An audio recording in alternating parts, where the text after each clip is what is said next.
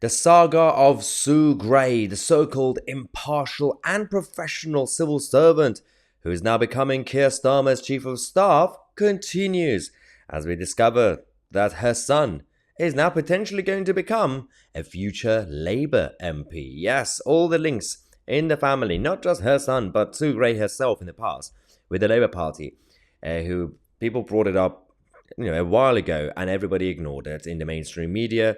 The establishment themselves said in civil service, it's irrelevant. She's definitely impartial. She's definitely professional. She doesn't allow her biases in her work, and fine. But then they appointed her as the inquiry investigator into the Partygate issues with Boris Johnson.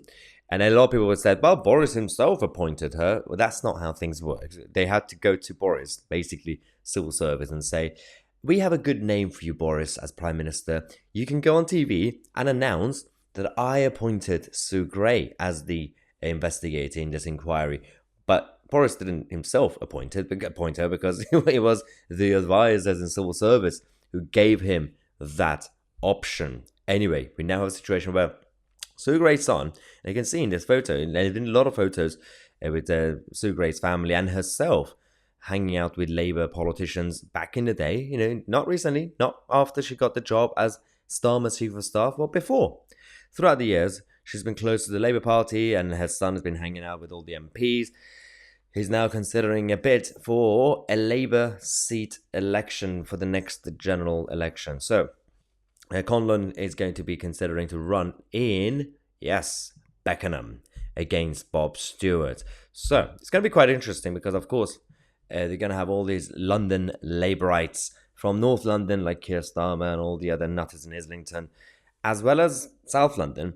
They're all so divided. They're not really the same Labour Party. You've got East London Labour Party, and especially when it comes to Tower Hamlet. That's a whole, in the words of Donald Trump, that's another beauty.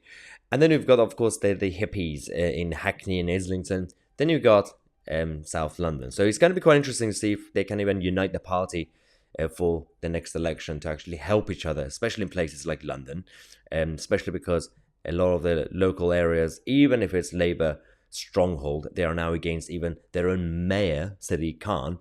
So I think a lot of them are going to be struggling anyway. But having said that, the links between Sue Gray and Sue Gray's son to the Labour Party have already been exposed. We already talked about this quite recently. We mentioned that the Labour Party's Irish Society, yes, they have an Irish Society, is actually chaired by Sue Gray's son. Yes, he's literally the president of the Labour Party's Irish Society.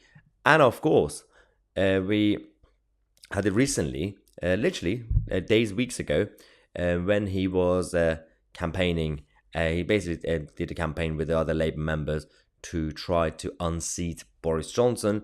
And during the campaign, he was actually boasting about his mum, who was still the so-called impartial and professional civil servant. So this was already exposed, especially by the Sun and Harry Cole and others, that it's a bit weird that you have a Labour campaign with all the Labour activists, and one of them, who happens to be the son of this civil servant, was spending the whole campaign, the whole time of the campaign, boasting about his mum, that, she was the one who brought down Boris Johnson.